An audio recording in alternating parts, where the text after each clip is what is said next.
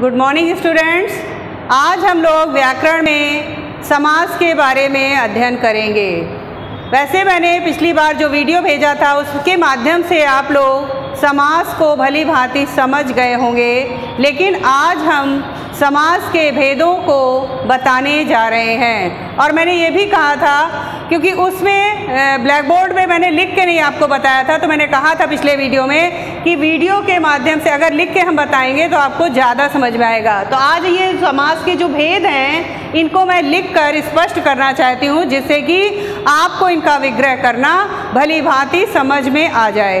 तो समास आप जानते ही हैं कि जहाँ पर दो पदों के मेल से एक नया संक्षिप्त शब्द बनता है उसी को हम समास कहते हैं, और दो पदों को अलग करने की जो प्रक्रिया है इसे समास विग्रह कहते हैं। ठीक है, अब हमने बताए थे आपको कि 6 भेद होते हैं समास के, जिसमें पहला है अव्ययी भाव, दूसरा तत्पुरुष समास, तीसरा द्वंद्व समास, चौथा द्विगु समास और कर्मधारय समास तथा बहुब्रीहि समास। ये 6 भेद हमने आपको बताए हैं। अब इनको पहचानेंगे कैसे, इसको अगर थोड़ी थोड़ी पहचान से आप अपने दिमाग में स्थिर कर लेंगे तो आप कभी भी समास नहीं भूल सकते हैं। जैसे कि पहला हमने कहा अव्ययी भाव समास।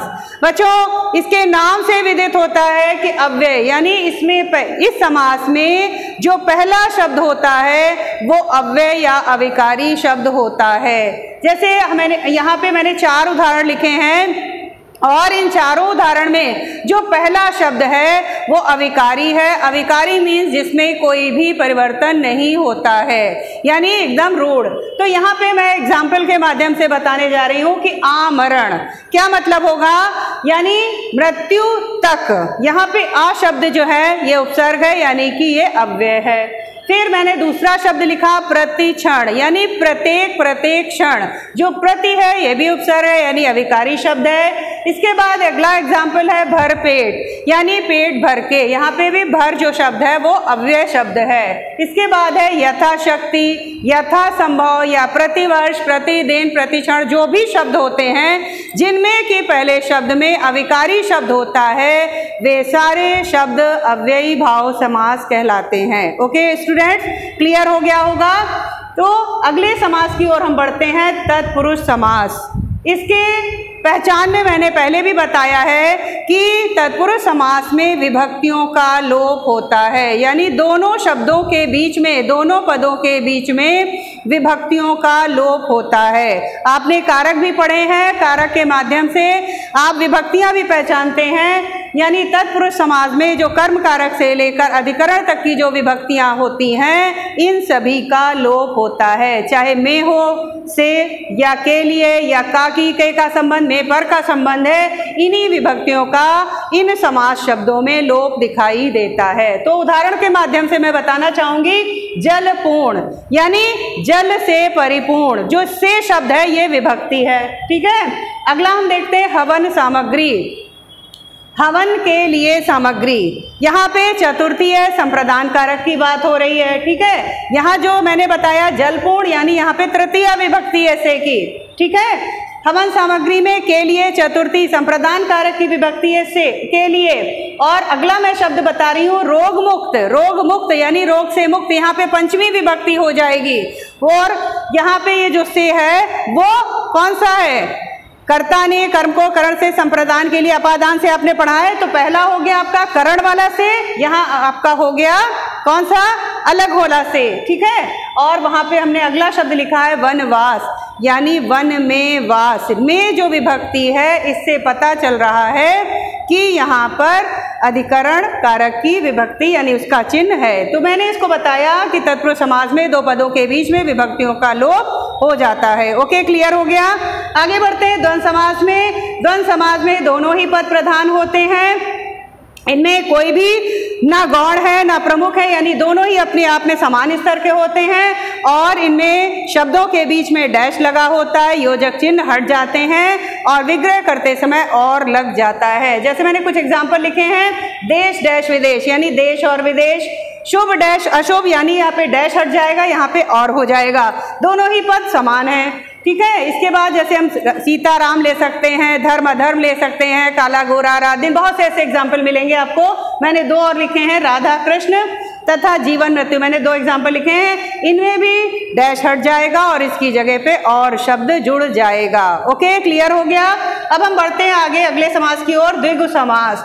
द्विगु समास की परिभाषा में हम आपको बताएंगे, वैसे मैं पहले भी बता चुकी हूँ कि द्विगु समास में पहला पद संख्यावाची विशेषण होता है और दूसरा संज्ञा होता है, या और भी कोई शब्द हो सकता है। जैसे कि ये शब्द लिखे हैं मैंने कुछ एग्जाम्पल, इनमें सभी में आप देख रहे होंगे कि पहले शब्द के जो प्रारंभ है, यानी पूरा शब्द 2 शब्दों से मिलकर बना है, लेकिन जो पहला शब्द है वो संख्यावाची विशेषण है। जैसे कि चौराहा, 4 राहों का समूह। जैसे ही आपने संख्या देखी आप कह सकते हैं कि ये द्विगु समास होगा। अष्टपद यानी अष्टपद, 8 पैरों वाला, यहाँ पे पता चल रहा है द्विगु समास। सत सही, 700 दोहों का समूह, यानी ये यहाँ पे सत शब्द आ गया, इससे पता चल रहा है शत मीन 100 है ना। सत माने 7 और सही माने 100, यानी यहाँ पे 700 दोहों की बात कही है। आगे है पंच आनन, आनन माने मुख और पंच माने 5। जैसे ही आपने पंच शब्द देखा आप समझ सकते हैं कि यहाँ पर ये संख्यावाची शब्द है, यानी कि द्विगु समास हो जाएगा। क्लियर हो रहा है।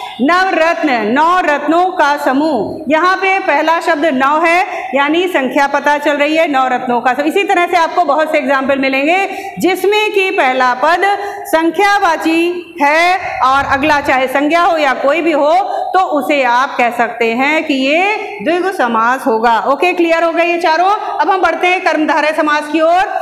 इसकी परिभाषा में आपको समझना होगा कि पहला पद विशेषण होगा, विशेषता बताने वाला, और दूसरा विशेष होगा, यानी जिसकी विशेषता पता चल रही है। तो हमने कुछ शब्द लिखे हैं बच्चों, उसके माध्यम से आप समझ लीजिए।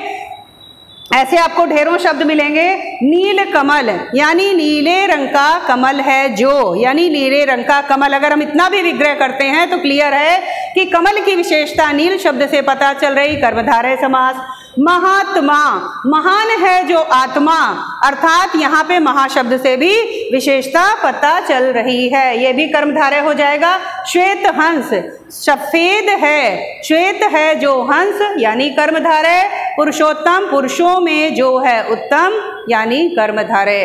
परिभाषा अगर आप दिमाग में रखेंगे, कंठस्थ कर लेंगे तो कभी भी आपको कोई भूल नहीं होगी, गलती नहीं होगी। अब हम आगे बढ़ते हैं बहुब्रीहि समास की ओर, और इसके बाद में मैं कुछ विशेष बात बताऊंगी कि कहाँ पर बहुब्रीहि और द्विगु में आपको समानता या कंफ्यूजन होने लगता है, या उसी तरह कर्मधारय और बहुब्रीहि में कहाँ पे कंफ्यूजन होता है, उस चीज को भी मैं बताऊंगी।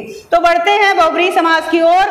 बहुब्रीहि समास में क्या होता है कि इसमें 2 पद होते हैं और दोनों पद ही प्रधान नहीं होते हैं, बल्कि अन्य अर्थ की प्रधानता होती है, यानी न पहला पद न दूसरा पद प्रधान है, बल्कि जो उसका अन्य अर्थ निकलता है वो प्रधान होता है। जैसे कि हम कह रहे हैं चंद्रशेखर, चंद्रमा है जिनके शिखर पर यानी सिर पर, अर्थात करके जो हमें अर्थ मिला है अर्थात शिव, यानी ये बहुब्रीहि समास है। मैंने बताया दोनों पद प्रधान नहीं होते, जो अन्य अर्थ निकलता है वही प्रधान होता है।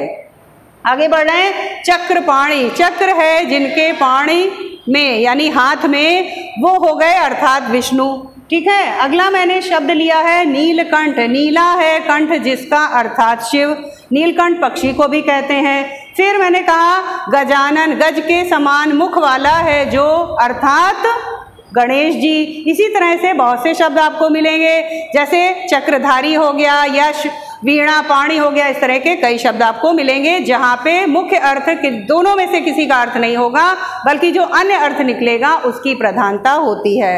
अब मैंने जो विशेष बात कही थी बच्चों, वो कहना ये चाह रहे थे कि कभी कभी क्या होता है, द्विगु समास में ही बहुब्रीहि का अर्थ निकलता है, यानी वहां पर संख्यावाची शब्द होगा लेकिन वो बहुब्रीहि में कहलाएगा। किस स्थिति में? जब वहां पर पहला शब्द संख्यावाची तो है लेकिन उसका अर्थ विशेष निकल रहा है, ऐसी स्थिति में वो समास बहुब्रीहि होता है।